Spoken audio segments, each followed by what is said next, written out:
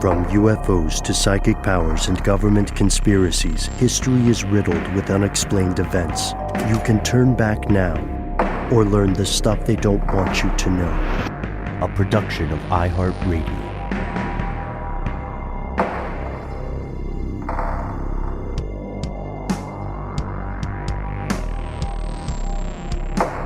Welcome back to the show. My name is Matt. My name is Noel. They call me Ben. We're joined, as always, with our super producer, Paul Mission Control Decant. Most importantly, you are here, and that makes this stuff they don't want you to know.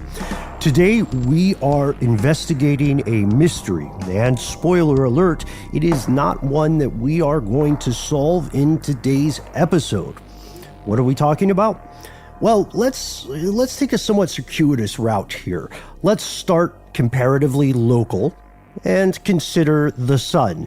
You know it, you might love it, you've definitely heard of it. It's the closest star to, I almost said the U.S., but it's the closest star to Earth and the U.S. It's wildly popular. It's one of the few fads that humanity can largely agree is a good thing and should be kept around. But the sun is far from the only star in the universe. Really quickly, Ben, you know who doesn't like the sun? Me? Beavis and Butthead. Oh. Remember that part in the movie where they're like, the sun sucks?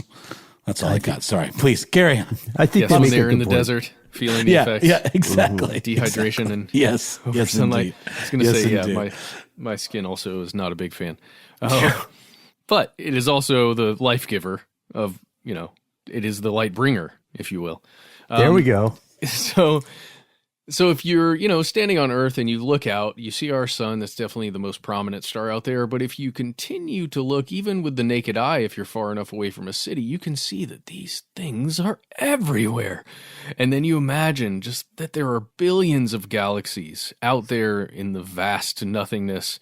It's not really nothingness. It's the everythingness. It's somethingness at the very least. But within each of those billions of galaxies, there are stars, right? Or space is a hoax. Oh, you're right. Maybe. I don't know. Well, here are the facts. Let's talk about stars.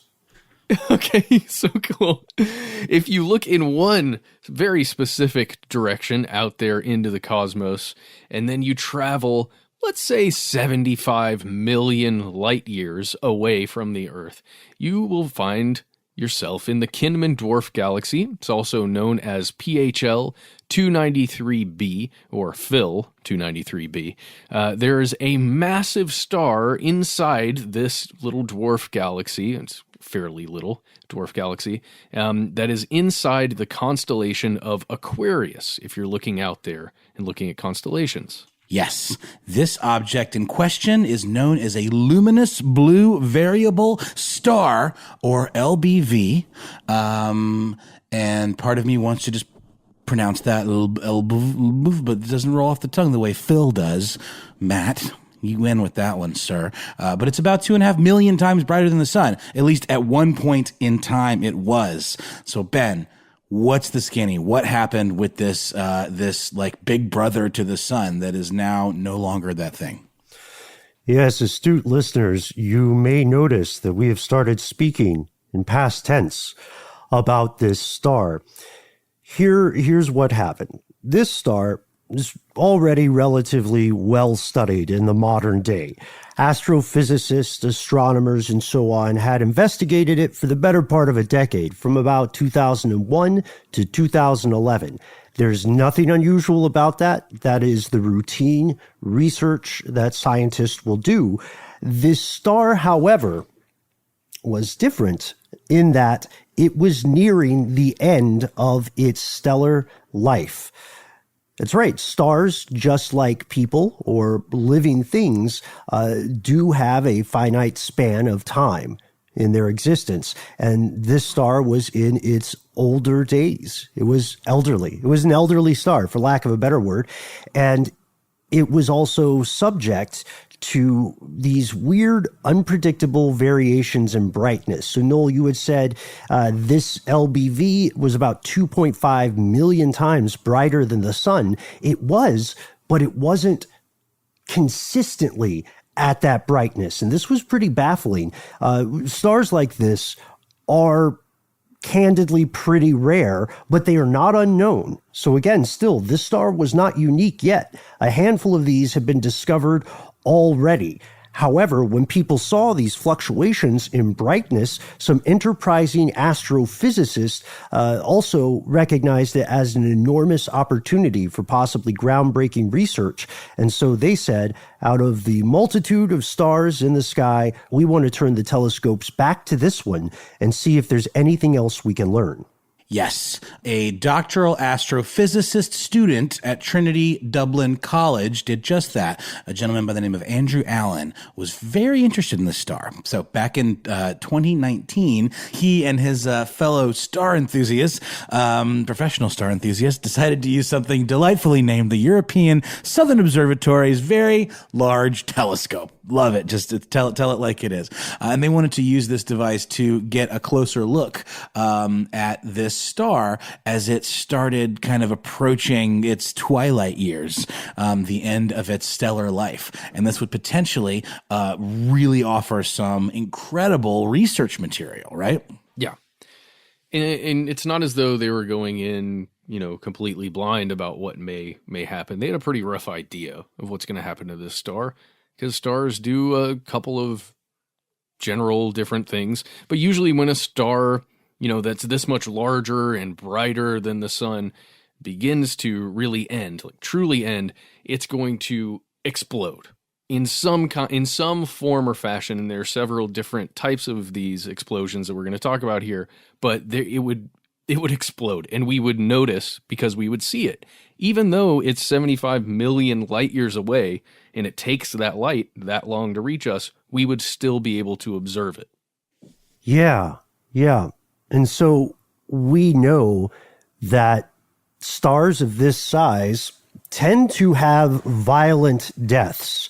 And also, I know I'm leaning into the comparisons here, and I may be anthropomorphizing a bit, but you'll see why these comparisons are apt. So stars of this nature tend to have violent deaths. Here's what happens.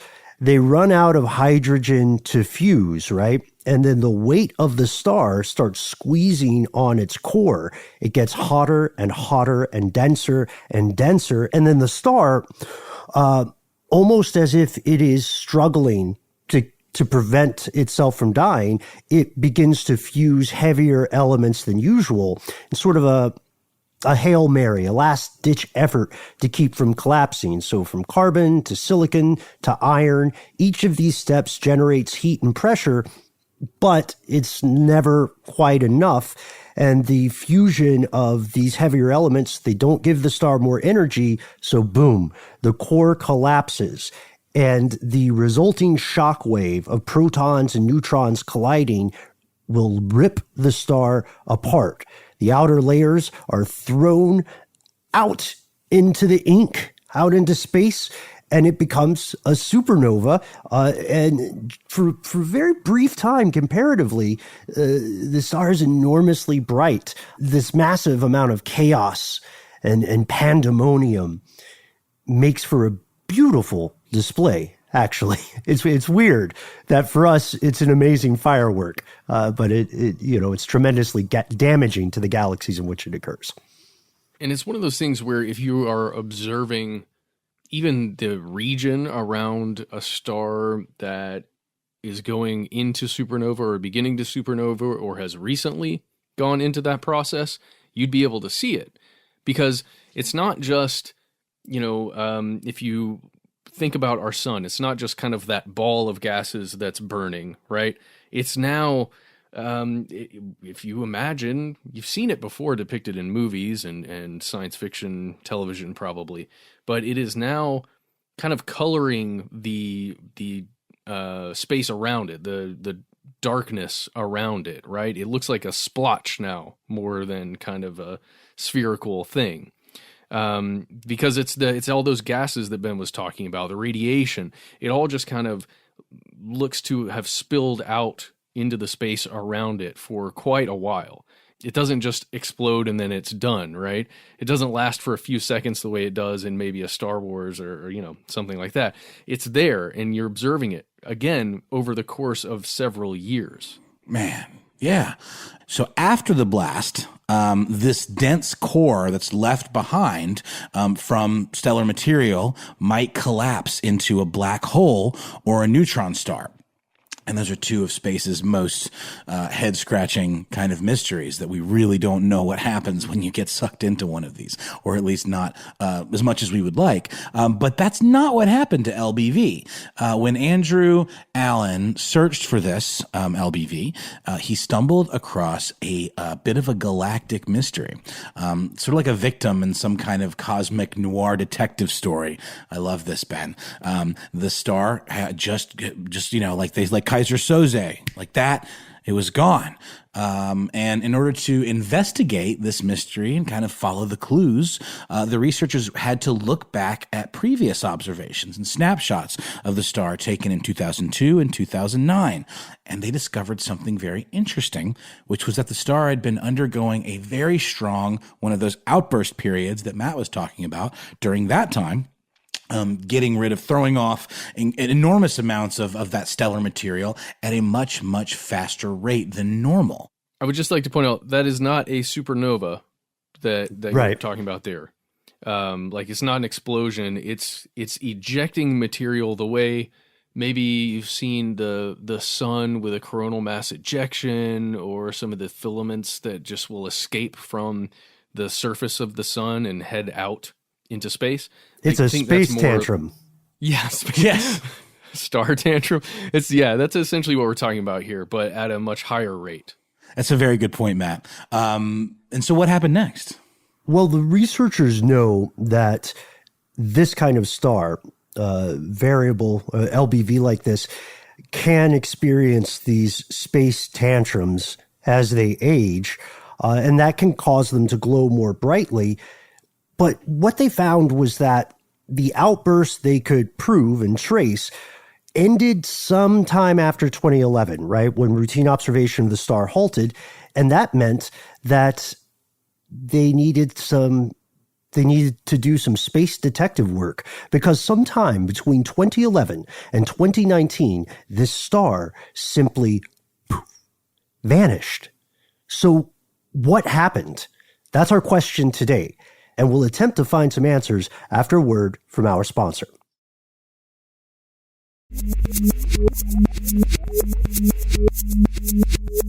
Here's where it gets crazy.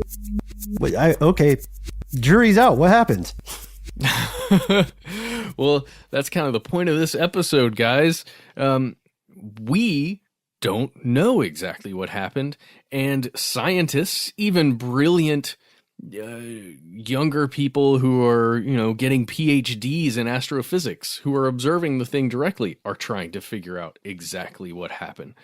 But the cool thing that occurs when, strange things go down is that there are a bunch of explanations, proposed hypotheses, theories about what perhaps occurred here. And what we're going to do from here on out is just explore some of the things that may have happened with this star. And some, of course, are a little more out there than others. Some are a little more mundane, a little boring, but it's okay, because it could be any of these. Because guess what's coming up in a second, Ben? Oh yeah, strap in. I have a clear bias on this one, guys. I have the one that I very much want to be true. We're going to get to aliens in a second. But right now, it's already spooky and disquieting enough to note that stars do a lot of things. They don't just disappear. That doesn't happen. They leave a trace. Like you said, Noel, there will be a black hole, right? There will be some sort of detritus. But this one seems to have just vanished. So if we look at the possibilities, I suggest we start with the mundane, or as you said, Matt, maybe the more boring, aka plausible stuff first. We have to remember, to a point I think one of us made earlier, that we're looking at something from a long, long, long way away. There's a lot of space in between us and this star. So much space that there's a lot of time in between us and this star. And in that space, that geographic space between us and this star, there are plenty of things that could get in the way. To preface this, I want to point out something that Matt mentioned off air, that, in that gap between the observation periods, 2011 to 2019, all bets are off. Anything could have happened in that time. So just keep that in mind. But one pretty simple and a little bit mundane explanation could be that the star dimmed considerably after its outburst and was then further obscured by a thick kind of cluster of cosmic dust. If that's the case, then the star could reappear in future observations. Because again, these clouds, this kind of veil could drift through space, and that's a lot of time for something like that. Things move very slowly in space, at least far away when you're observing it. That absolutely would be a scenario where the star didn't actually go anywhere. It just wasn't observable at the time. Just what I would say here, that this one feels a little odd to me, is just how bright the star was in question here, the LBV, because we mentioned at the top it was 2.5 million times brighter than the sun. Yeah, right. That's some robust cosmic dust right there. Well, it is for sure. It's just we don't know how far away, where that veil would be located in between the 2 points, right on that line. Would that be sort of like an asteroid belt or something, like a cluster of like closely knit together material that would potentially obscure something from view? This is what I find hilarious about this. This is classic human. This theory is basically that is saying that 75 million light years is a lot of space, and that there could be something in front of the telescope. We're dressing it up to sound fancy, and we're going to talk about some weirder stuff, but this is like 100% a possibility, and feels like the exact kind of delightful hijinks our species gets itself into. It's like the cosmic equivalent of accidentally having your thumb slightly over the corner of the camera on your phone when you're taking a selfie or something like that. Yeah. If your thumb was, let's say, 40 million light years away in 40 the size million, of a galaxy. Exactly. Exactly. So let's get into what we like to talk about here, the weirder and more exciting explanation. Ben, I think I leave this to you, my friend. Oh, this is on the way to weird. I won't say we're not full weird yet on this one, but what if the star never really recovered from its space tantrums when it was bleeding out all that material? What if it just somehow collapsed into a black hole, not with a bang, but with a whimper? What if no supernova occurred? In short, like what if there wasn't an explosion like that for us to see? It just sort of became a black hole. This is pretty crazy. This would be a rare event. And if it did happen, then the star would have made a enormous black hole. It would have a mass that was 85 to 120 times the mass of Earth's sun. And we have no idea how that would have happened. That's at the stage of, spitballing and speculation, where someone says, maybe this could have happened. And then someone says, well, how do you think it would have occurred? And everybody has to kind of throw up their hands and shrug, because that doesn't make sense. It violates what we understand about the rules of physics. Well, you know what they really would have to do, Ben, and it's something that would be completely beyond my understanding, is throw up a bunch of physics equations that there's no way I could ever understand. But I've read some papers on this. We've all read some scientific papers on this now at this point, and trying to wrap my head at least around the math that goes into calculating how it could become a black hole like that. People are doing it, and they're checking it out, and they're checking, their maths.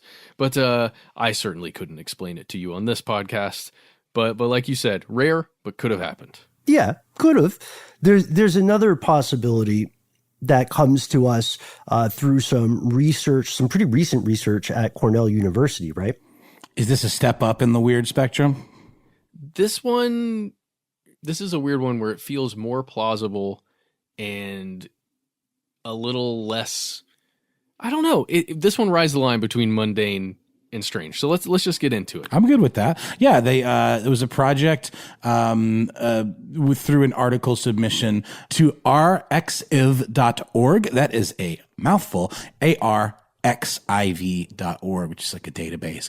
And that's through Cornell University in February 2020. They weighed in on different potential outcomes that we just mentioned so far, and they added this one as another possibility, positing what if the light that these astronomers were observing all that time and observing that it had dimmed so significantly wasn't actually from an LBV star, but from the explosion of an LBV star, from a supernova LBV star.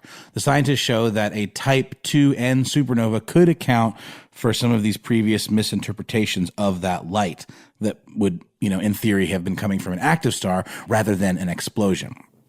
Your user error, then, is a good way to sum up that argument. It's not that the results were wrong or necessarily mysterious at that point. It's that our interpretation of that data was incorrect. And these scientists, they make a pretty good case for this theory. Yeah, and if you may think to yourself, what? No, man, there's no way brilliant people could mistake a star just being there physically somewhere and an explosion. Well, maybe think again. Here, I'm going to read a couple quotes here from this article that was published.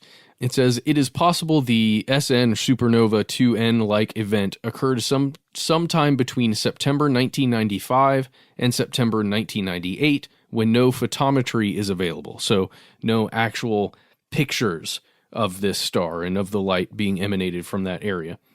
Going back to the quote, in some cases, supernova light curves exhibit bumps several years after the explosion. Now, that would account for, early on, Ben was talking about how this star or wherever this light was coming from, it was very bright at times and then seemed to dim a bit and then be very bright, even brighter, and then a little more dim. And that's what they're describing here as these bumps in output of light. And here's another quote here. The most plausible explanations for the recent dissipation of the broad emission after an unusually persistent phase are an LBV outburst, followed by a slow, weakly variable phase, or a very long-lived SN2N event. That's a supernova event. So again, exactly what we described before. The most plausible things are that it just had that weird outburst, that space tantrum we talked about, then just dimmed very significantly after that, or it was a long-lived supernova that we've just been observing as though it were a star. And they say the latter is more likely given the lack of short timescale variability and the slowly fading light curve.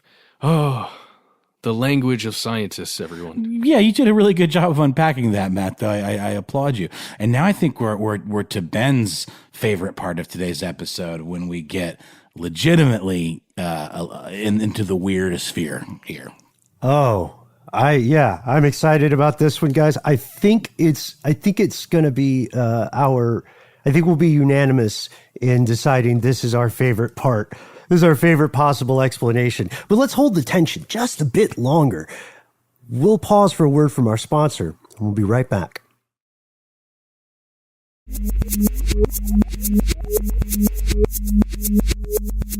Noel, Matt, fellow conspiracy realists, let's dream big.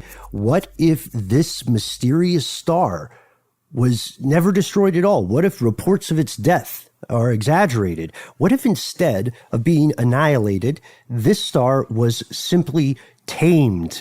Which sounds crazy, right? I'm anthropomorphizing left and right here. But to put a very fine point on it, what if somewhere out there in the ink, an extraterrestrial civilization has somehow mastered the art of taming stars and using them for energy? Ooh, now we're talking, Ben. This is what I'm talking about, taming a star. How does one do that? Well, it's not like you can lasso it or capture it in a trap of some sort, right? We know that we haven't done it yet officially, but this is something I think we've talked about on Stuff They Don't Want You to Know before, the concept of the Kardashev scale. And this is This is very interesting, but we have to explore just a little bit about this so it doesn't sound, so the idea of someone taming a star doesn't sound absolutely bonkers, which maybe it is. That sounds like something Dr. Manhattan would do, or like maybe Yes. Thor, fighting a star or taming a star. But no, this is, we can put this in relatively grounded terms. So in 1964, a Soviet astronomer named Nikolai Kardashev proposed that a civilization's level of technological advancement is like a direct correlation to the amount of energy that the civilization is able to utilize. And he categorizes civilizations into 3 categories: type 1, type 2, type 3, in a burst of creativity, as Ben would say. A type 1 civilization can manage the entire energy output and material resources of a planet. A type 2 civilization is capable of harnessing the energy and material resources of a star and its entire planetary system. And a type 3 civilization is able to wrangle all of the energy and material resources of an entire galaxy. Let's just try to simplify this ever so slightly. So within this scale, it's theoretically possible that some intelligent civilization somewhere out there in space has reached the level of a type 2 civilization. Type 3 is just beast mode. And this would mean the construction of something called a Dyson sphere. No, that is not a ball vacuum cleaner, but I do believe that's where the name came from, if I'm not mistaken. Or is the guy's name actually Dyson? I think it's a connection, because there's that Dyson vacuum that has the sphere. I don't know. I'm just conjecturing here. Yeah, it's the Dyson sphere is named after Freeman Dyson, but I don't think he's affiliated with the vacuums. Nope, that's Sir James Dyson, who just happens. It's just parallel thinking, you guys. Only James decided to keep his scientific smarts in the realm of keeping your home nice and tidy. But they're both working with vacuums when you think about it. That's very true. Terrible point. I think it's perfectly spot on, and it's certainly helped me look a little less foolish, and I appreciate that. Oh, no chumps in the squad. I just want to put out there that I think we're talking about a type 2 civilization building a Dyson sphere here. Mm-hmm. We'll get into it. I think we're actually talking about a type 3 civilization, gentlemen, here. Beast mode? I think we're talking about beast mode because of the time frame where the dimming occurred. But let's continue forward. Yeah. So it's interesting. That scale is a tremendously humbling one. If you are familiar with Kardashev, or if you have read his work, or if if you're thinking about this and putting humanity in this context, we are yet to become a type 1 civilization. We are below the bottom barrel of energy. Kardashev made a scale that is a little bit difficult for the average human to relate to, perhaps, or the average society. But a Dyson sphere is even cooler than a Dyson vacuum cleaner. The technology, if it exists, would be like that Arthur C. Clarke quote. It would be indistinguishable from magic to the average human being here on our ball of mud. The Dyson sphere is a theoretical structure that's just like the kind of trap you described, Matt. It's something that would be built or constructed somehow around the entirety of a star. Imagine putting the sun in a box, and then this sphere, this contraption would capture all of the energy emitted by the star. And most importantly, it would be able to transfer that energy, convert it into some sort of usable form for the enigmatic constructors of the Dyson sphere. This thing would be huge. It would be, without exceptions, without hyperbole, it would be the biggest thing ever built as far as humanity could understand. It would, like, you think the Death Star is a big deal in Star Wars? I mean, it's a huge plot point. Doesn't have the best design. Get it, sure, but it's massive. This would absolutely dwarf this. We have no idea how it would be built. Absolutely. At least the Dyson sphere that was put forward, as you said, by Freeman Dyson in 1960, because you're talking about bigger than a star, right? It's some constructed thing that's larger than a star. Certainly boggles the mind there. But there have been several theoretical obviously very theoretical, types of solar grids almost that would consist of smaller, essentially machines and solar capture devices that would be placed close to a star, but not in the same way as a Dyson sphere. It wouldn't encapsulate the entire thing. But there are some really fascinating concepts out there right now about how you could begin down the road to a Dyson sphere. Yeah. Oh, and I do want to give credit where it's due. Dyson formalized this idea back in 1960, but we believe he was inspired by earlier works of science fiction by authors like Olaf Stapledon and a fellow named J.D. Bernal. It's weird. The cool thing about science fiction is that sometimes it ends up being prescient, right? Like the U.S. government, true story, has hired science fiction writers in the past and just said, okay, yeah, pitch this to us. This is a real thing we're working on. How should we handle it? And they get some wild answers. But yeah, Dyson had a pretty solid logic. He said, look, if humanity can continue our merry and mad experiment of existence, eventually we are going to expand our energy demands so much so that we're going to need to figure out a way to get the total energy output of the sun. How do we do that? How do we make that happen? He came up with the Dyson sphere.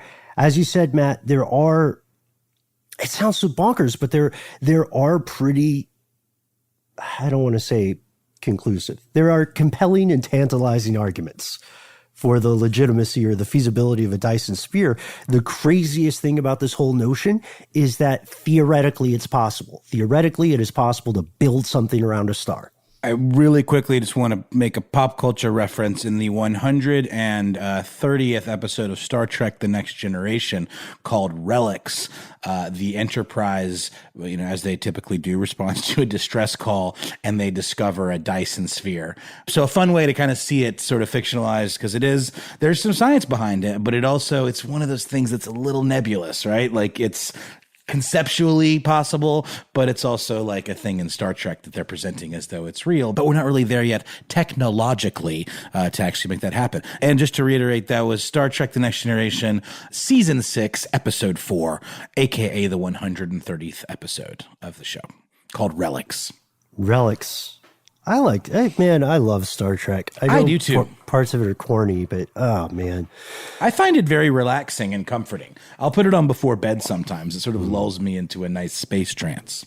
I'm super into the Borg, the Q, all the villains.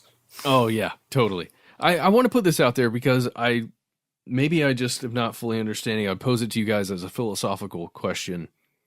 I don't understand why an intelligence at that level would want to fully encapsulate a star, knowing the effects that would have on all of the solar system that, is surrounding that star.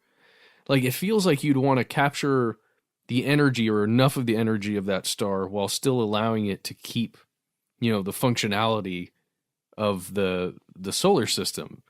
And maybe it's just my misunderstanding of how that would actually affect it.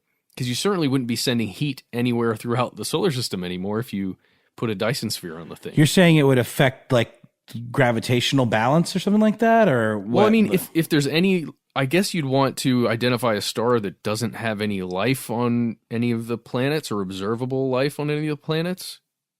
If you're anything like the crew of the Starship Enterprise and the Federation and all that. Or maybe if you don't give a crap and you need that star energy, you just put a Dyson sphere on that thing and F everybody else. Well, this is a great question. And it's also, unfortunately, a good argument against a Dyson sphere being responsible for the disappearance of this star. And it's a question of efficiency. Why build an entire box or an entire sphere around a star when you can get all the energy you need from an alternative design, like a Dyson ring? Think about how much we save in terms of, great, now we're space engineers. Think about all the cost cutting we could institute if we just got a Dyson what's sometimes described as a Dyson swarm. And that would be, instead of one contiguous sphere, we have like satellites in these positions, right? These immovable or static positions, arranged in maybe a ring. That would be the simplest form, or in a series of rings, like the lines of longitude on a globe, right? We would still be harvesting a tremendous amount of energy, but we would also, energy would be leaving the mechanism as well. And to your point, Matt, I think it's more dangerous for us to anthropomorphize alien life than it is to anthropomorphize stars, because it leads us down these dark roads, these dark paths. To your question about why someone or some entity would build a sphere knowing that it could wreak havoc on a solar system, all we can say is that if aliens are anything like us, if an extraterrestrial mind is anything like our own, then we can look at our human past, and every time we have had a chance to do the right thing for the environment during, energy rushes, we have decided to go with the short-term profit. Yeah, Prime Minister Grolp needed that star energy, man. Right. We need that star energy. The other life forms will just have to deal with it. It's true, though. There's no proof of this. It's just a fascinating idea. And, as we've discussed in previous episodes, whenever the concept of aliens somewhere out there in space comes up, they are more or less a mathematical certainty. And that makes this theory so fascinating for a few different reasons. If a Dyson sphere, we know it can be built, but if there is a civilization capable of building one, that makes the possibility of finding intelligent extraterrestrial life so much easier. There's a big thing that we can find. You know what I mean? And then second, if we find something like this, it would prove a powerful commonality, because it would mean that these entities, these minds, whatever they are, it would mean that they use energy in a way similar to us, that they, like us, derive nourishment and existence from a star. And that sounds small, but philosophically, that's astounding. That's kind of beautiful. I mean, we have to remember every single thing about discovering a Dyson sphere would be historic. It would be mind-blowing. It would be no small way terrifying. But we also have to remember, when we think about life and planets that carry life, we are stuck with a sample size of 1. So we have no idea. This would be, I would rarely say this, guys, but this would be a revolution of a spiritual level as well as a scientific and secular one. I really quickly want to point out that Popular Mechanics has a fantastic article called "Could We Build a Dyson Sphere" by Adam Haddazee from February 20th of this year, and so it is theoretically possible, but from everything that I've read, it would take like 80 years to build one, just with the metrics of what we know of how much material it would take, and just like the the time frame of constructing such a thing and just the logistics of it. But there's also a few pretty cool videos on YouTube about conceptually what it would take to build a Dyson sphere. But I love the stuff that's conceptually possible, but we're just not there yet, because it really scratches that sci-fi itch for me. And I think this is exactly that. It's such an interesting story. Well, we're in this scenario, we're talking about roughly 9 years or a little less than that, some short period of time where this star went from extremely bright to disappearing, right? So if a Dyson sphere was installed, I'm thinking you got 2 halves of a Dyson sphere and you ram them together and now it's gone. IKEA style. All right.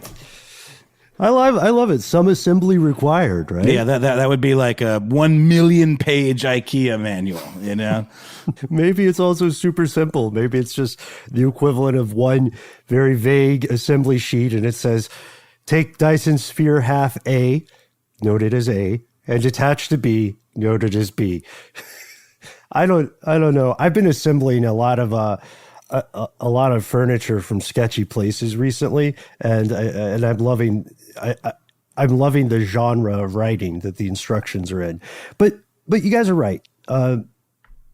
We can find this inspiring. The Dyson sphere is still kind of it's a thought experiment. There's a great YouTube video about this called In a Nutshell. If you guys are familiar with those series, they do animated, excellent explanations of various things of this nature. But the jury is still out. If you want a Dyson sphere to be real, and you want this LBV to be evidence of one, then we have somewhat good news for you. Currently, this star has yet to reappear.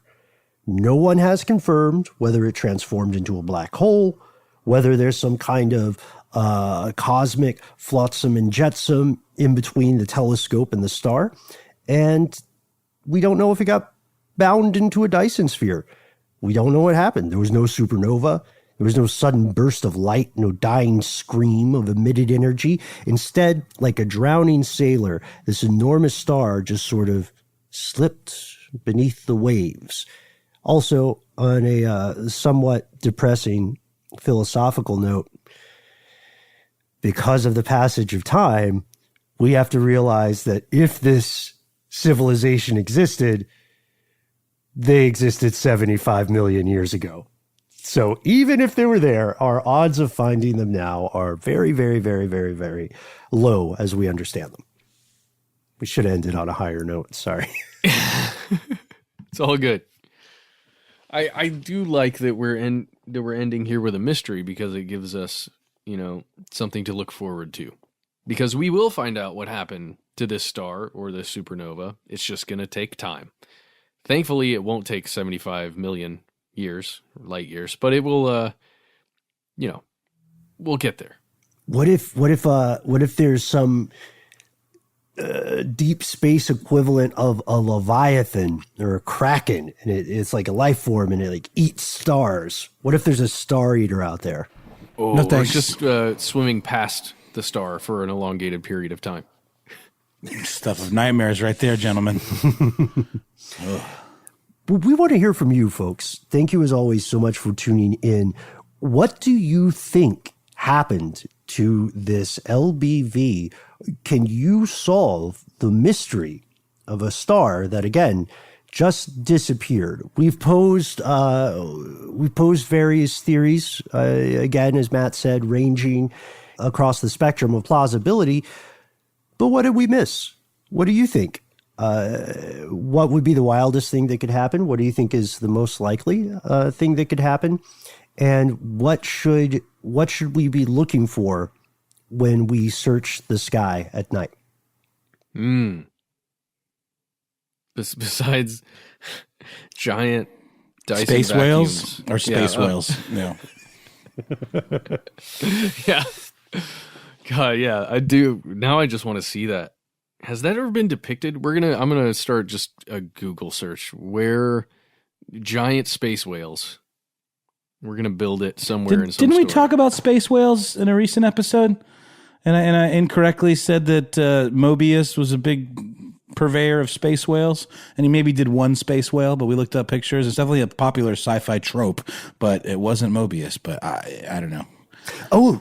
The art, yes, yeah. I believe so. We did talk, yeah. Oh, they're amazing. Well, let us know what your take on a space whale is. I'm interested.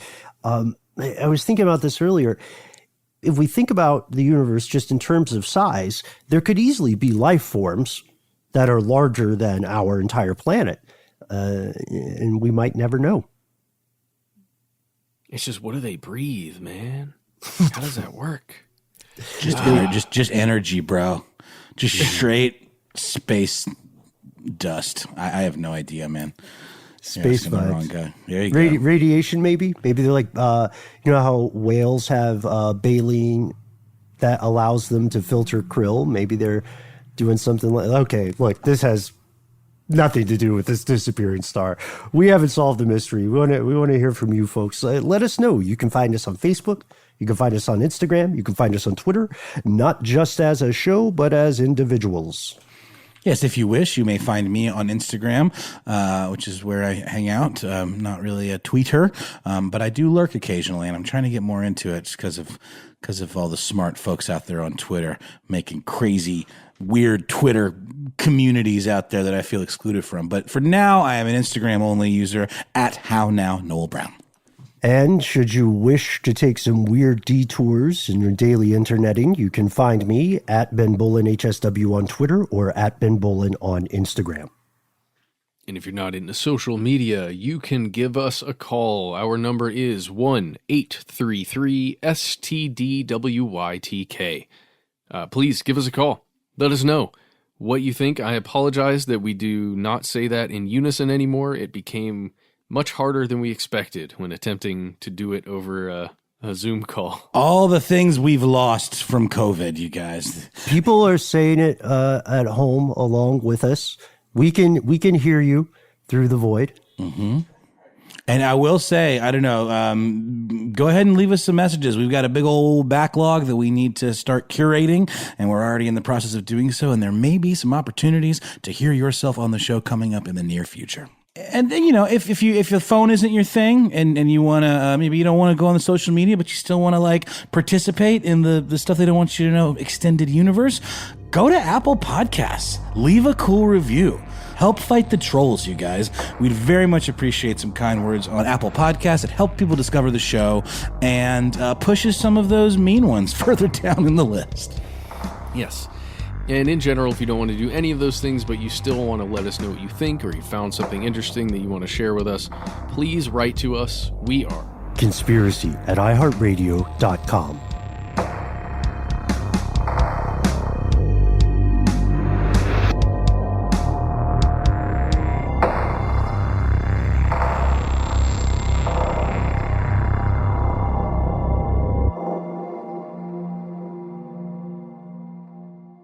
Stuff They Don't Want You to Know is a production of iHeartRadio. For more podcasts from iHeartRadio, visit the iHeartRadio app, Apple Podcasts, or wherever you listen to your favorite shows.